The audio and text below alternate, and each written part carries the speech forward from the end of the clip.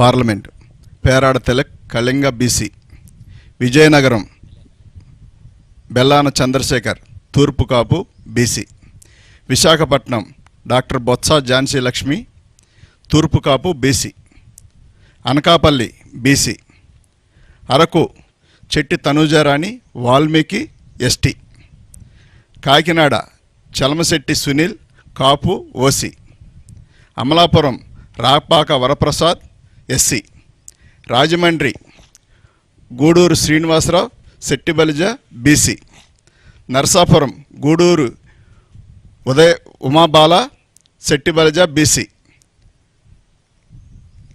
Eluru Karumuru Sunil Kumar Yadava BC, Machilipatnam Simhadri Chandrasekhararao doctor Kapu OC, Vijayawada Kesineni Srinivas alias Nani Kamma OC,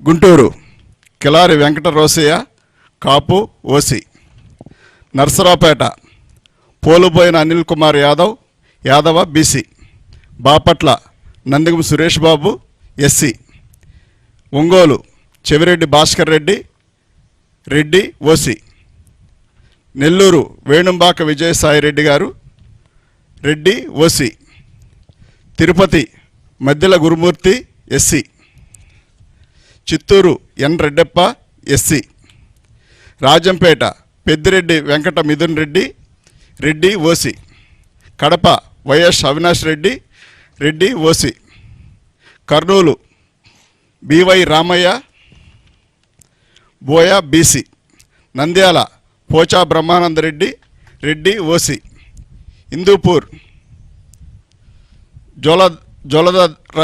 Joladarasi Shantha Boya BC, Anantapur Malagundla Shankar Narayana Kuruba BC. Final list.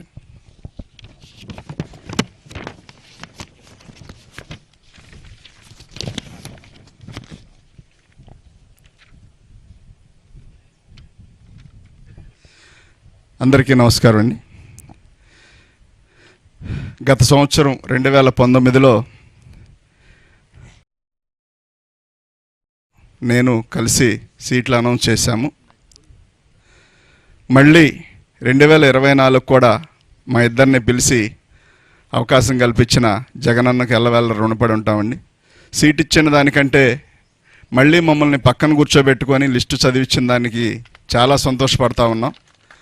ఎందుకంటే మునివేళ్లతో కూడా ముట్టుకోవడానికి ఇష్టపడిన చాలా సమాజం నుంచి వచ్చిన వాళ్ళం. చాలామంది దగ్గర అవన్నీ కూడా అవమానాలు పాలయ్యి అవమానాలు చేయబడి వచ్చిన వాళ్ళని పక్కన కూర్చోబెట్టుకొని నా వాళ్ళు, నా ఎస్సీలు, నా బీసీలు, నా మైనార్టీలు, నా ఎస్టీలు అని చెప్పడమే కాకుండా చేసి చూపించి ఇవాళ మా అందరికి కూడా ఒక నమ్మకం, ఒక భరోసా, ఒక దిక్చూసిలాగా జగన్మోహన్ రెడ్డి గారు ఉండటం, మా జీవితాల్లో వెలుగులు నింపడం చాలా సంతోషకరమైన విషయం. గతంలో ఎవరు చెప్పిన మాటలుగాను, ఓట్ల కోసం చెప్పిన మాటలుగానే మిగిలిపోయాయి. ఎప్పుడో ఒకప్పుడు మమ్మల్ని అంటూ అత్తుకునే వ్యక్తి, మమ్మల్ని వాసన వస్తున్నారు పక్కనకు వెళ్ళండి అనే వ్యక్తులు కాకుండా దగ్గరకు రమ్మని కౌగిలించుకునే వ్యక్తులు ఏదో ఒక రోజు రాకపోతారు అనుకునే సందర్భంలో మరి రాజశేఖర రెడ్డి గారు, ఆ తర్వాత ఆయన చనిపోవడం, మా జీవితాల్లోనైతే వాస్తవానికి రాజశేఖర రెడ్డి గారి వల్లనే మేము ఆర్థికంగా బలపడ్డాం. ఆయన వచ్చిన తర్వాత రుణమాఫీ జరగనివ్వండి, కరెంటు బిల్లులు కానివ్వండి, ఉచిత కరెంటు కానివ్వండి, కరెంటు బిల్లులు కట్టక గత ప్రభుత్వం హయాంలో మా మోటార్లన్నీ పీకి గుంటూరు మరి ఎస్సీ కార్పొరేషన్లో తీసుకెళ్ళి పెట్టిన సందర్భం. దాదాపుగా 70 మోటార్లు తీసుకెళ్ళి కరెంటు మోటార్లు తీసుకెళ్ళి కరెంటు బిల్లు కట్టలేదు. అప్పుడు బిల్లు అంతా ఉండేది కాదు, 15 రూపాయలు 20 రూపాయలు బిల్లు ఉండేది. ఆ బిల్లు కట్టినప్పటికి కూడా మోటార్లన్నీ తీసుకెళ్ళి టీడీపీ ప్రభుత్వం అవన్నీ తీసుకెళ్ళి ఒక చోట గుట్టగా పెడితే మేము 100 సార్లు తిరిగినా కానీ ఆ మోటార్లు ఇవ్వలేదు, పైర్లన్నీ వదిలేసిన సందర్భం. కానీ అదే రోజుల్లో రాజశేఖర రెడ్డి గారు రావడం, అదేవిధంగా మా అందరినీ ఆదుకోవడం, బ్యాంకు లోన్ పెట్టినప్పుడు లోన్ రద్దు అవడం, మేము ఇందిరమ్మ కాలనీ ఇస్తే రాజశేఖర రెడ్డి గారు ఇస్తే ఇప్పుడు కూడా ఉండే ఇల్లు అదే.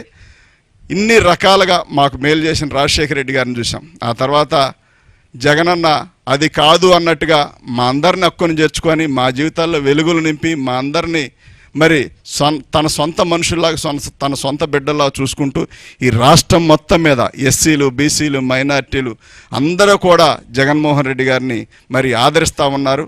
ఇవాళ ఎవరు ఎంతమంది కలిసి వచ్చినప్పటికి కూడా రేపు భవిష్యత్తు దేవుడు పైన దేవుడు నిర్ణయించేది ఒకే ఒకటి, ఆయన ఆలోచన కలిగిన వ్యక్తినే ముందుకు తీసుకెళ్తాడే తప్ప మరో వ్యక్తిని ఆయన తీసుకెళ్లే ఉద్దేశం లేదు. కాబట్టి ఇంత మంచి అవకాశం కల్పించిన జగనన్నకు ఎల్లవేళ రుణపడి ఉంటుంది తప్ప మా వంతు మేమేం చేయగలిగే పరిస్థితి కాదు. ఎప్పుడు ఏదున్నా మాకు జగనన్న కోసం పనిచేయడమే తప్ప మరొకటి ఆశించకుండా జీవితకాలం రుణపడి ఉంటామని చెప్పి తెలియజేస్తూ ఈ చక్కటి అవకాశం కల్పించిన జగనన్నకు ఎల్లవేళ రుణపడి ఉంటామని తెలియజేస్తాను. Thank you.